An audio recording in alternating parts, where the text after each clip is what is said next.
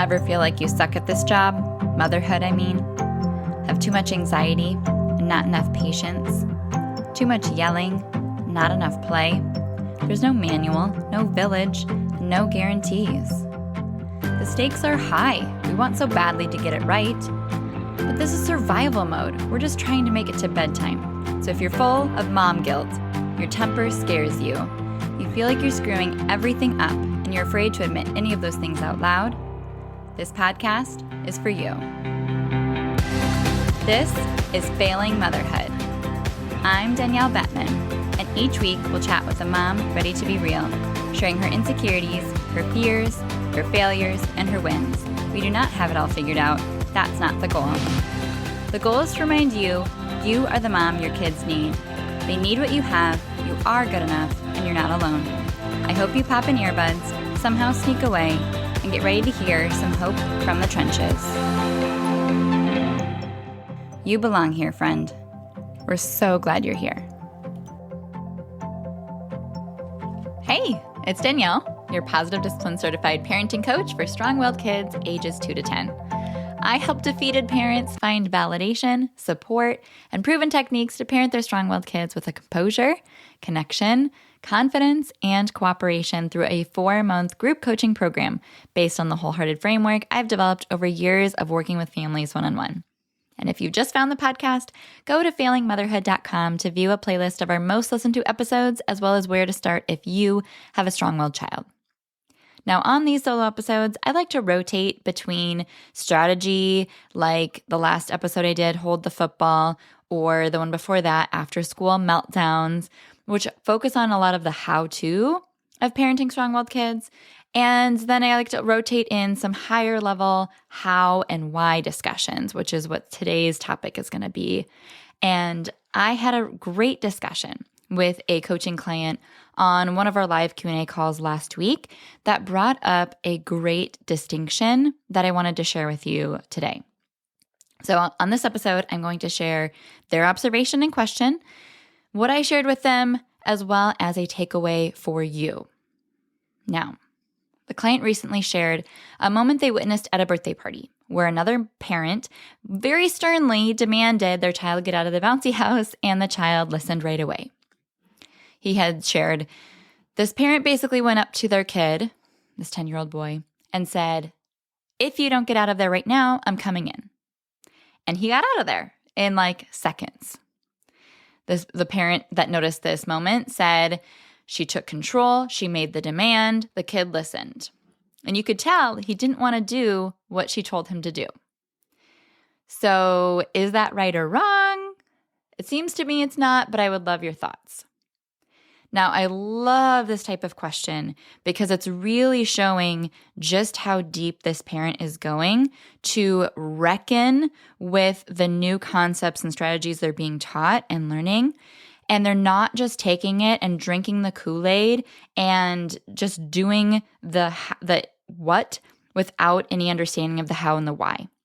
And what I find as a parent is your confidence comes from being able to do that work of saying, but what if, and when, and in what way, and what about this moment? And that is where the rubber hits the road. That is where your true confidence of feeling like not only are what you are doing as a parent is right for your child, but it's working. And you believe deep down, you have trust in yourself that you will be able to handle whatever your child throws your way. And very rarely is that the case without doing this type of work through these discussions. So I'll get into what I shared with that parent. And first disclaimer is anytime you're wanting to compare your parenting and outcomes with another parent's parenting and outcomes in any given moment, especially as strangers, you do have to remember you have no idea what led up to that moment. And it's true that things might work for one family or one child that would absolutely never work for yours because you have different kids and you have a different relationship with those kids. And every family, I believe, is doing their best and knows their child best. But yes, what she got in that moment in the bouncy house was obedience. There was no negotiation. There was no questions asked. It was my way or the highway. I say jump, you say how high.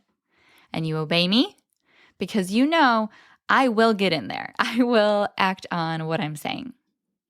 And he has played that game maybe and found out. So what she got in that moment seems like it was obedience in her approach for sure. The difference, if you're trying to figure out what's right or wrong for you and your child, the difference is whether your goal is obedience or if your goal is cooperation, which is why I make a distinct choice in my use of terms. The problem with blind obedience is in those moments where you use your relationship and the threat of what comes next to gain their listening, you have a lack of fostering critical thinking in the child in that moment. You have a denial in that moment of the child's understanding of their self-awareness, their emotions, their articulation of expressing their thoughts, being able to learn a skill that might be missing, being able to figure out the reason for their behavior in that moment, or if they have needs that are going unmet for longer than a day, longer than a week. Typically, the child is going to be establishing some sort of a pattern to say, this comes down to a moment of safety for me. I have to listen in this moment to protect myself, either because I'm afraid of what this authority figure might do, or I'm starting to be afraid of myself. I can't trust myself to know what's right or wrong, and I just need to do what this person says is right. And over time, then a sense of self is not really established because they're not trusting their own thoughts and critical thinking to make the decision of what's right in that moment.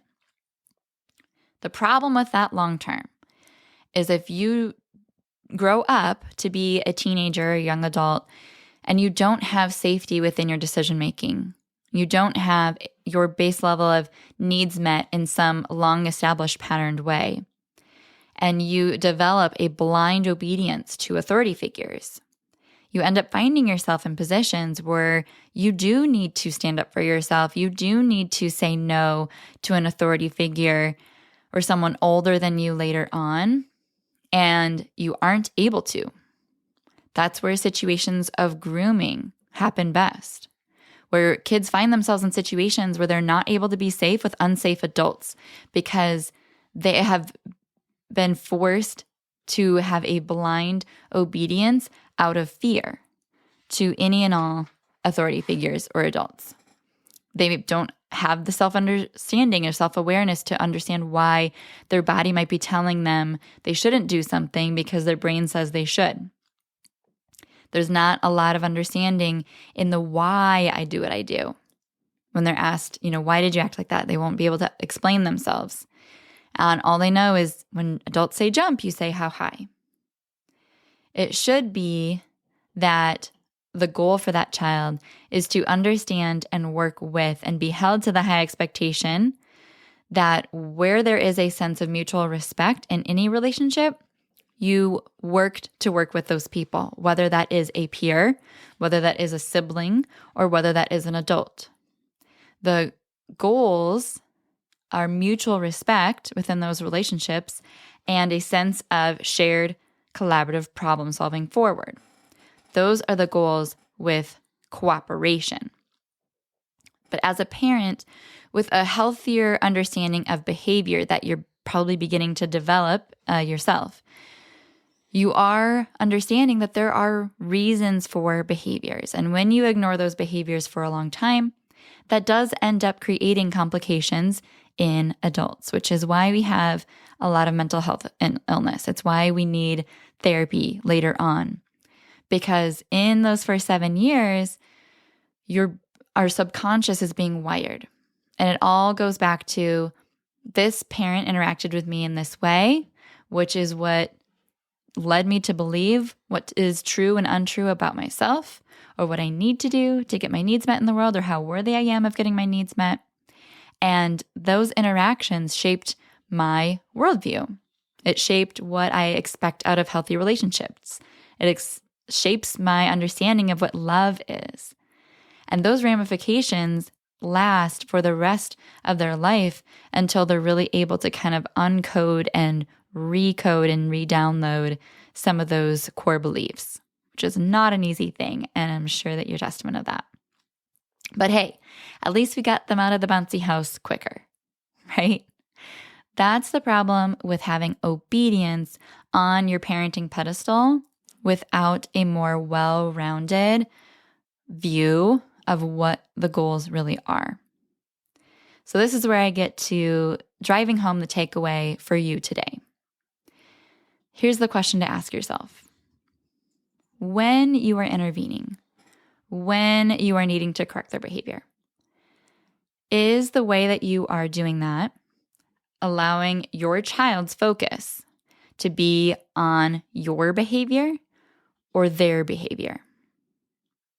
What I mean by that is in the messages they are getting sent, in the way that they are making sense of that moment, are their takeaways reflecting on wondering about or fixating about how you will react or how you reacted, how they need to act in the future to avoid your reactions? Or are they able to reflect on and make progress on their own behaviors? Are they focused on how unjust you are, how angry they are at you, how misunderstood they feel, how life isn't fair? Or are they given the opportunity to take more ownership and accountability by being expected to come up with more future-oriented plans for next time? Because the unfairness, the anger, the feeling misunderstood, that's the go-to default for strong-willed kids. Their defense mechanism is activated so quickly that it often feels like nothing you do next gets through to them. And that inadvertently encourages them to double down on that same behavior next time.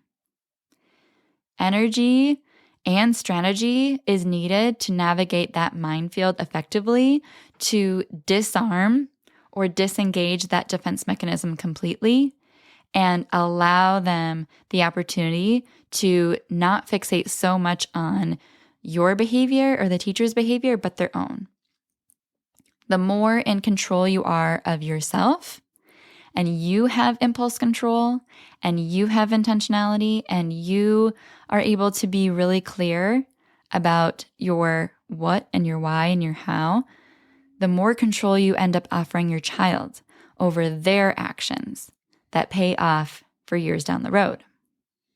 When you make everything about respect or listening or behaving or getting a reward or avoiding a punishment, they're not doing the work. They're not actively learning. What do I do instead? How do I say this another way that's more positive or healthy? Why is what I'm doing not okay? Why should I act in this way when my parent's not here, or adopt this code of ethics in the future if the same reward or the same punishment isn't offered or threatened? That is the power of positive discipline. That is the power of having your goal be cooperation rather than obedience.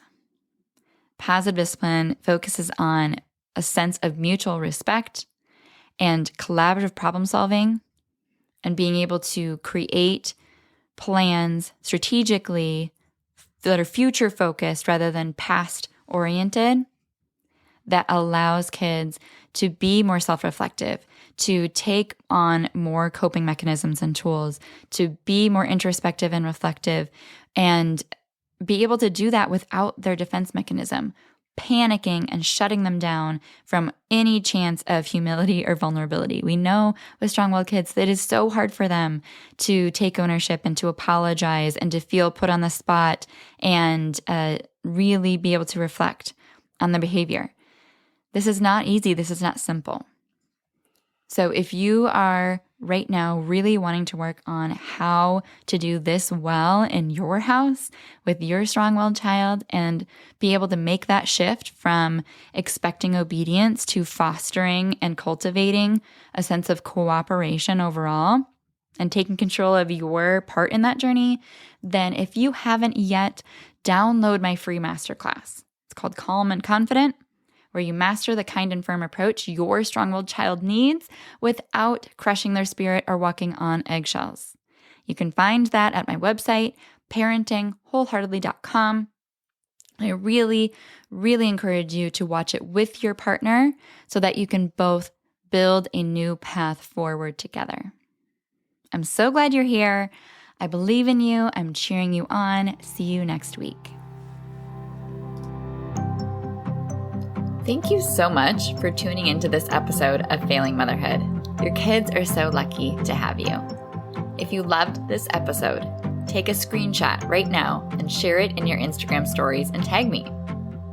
If you're loving the podcast, be sure that you've subscribed and leave a review so we can help more moms know that they are not alone if they feel like they're failing motherhood on a daily basis. And if you're ready to transform your relationship with your strong-willed child and invest in the support you need to make it happen, schedule your free consultation using the link in the show notes. I can't wait to meet you. Thanks for coming on this journey with me. I believe in you, and I'm cheering you on.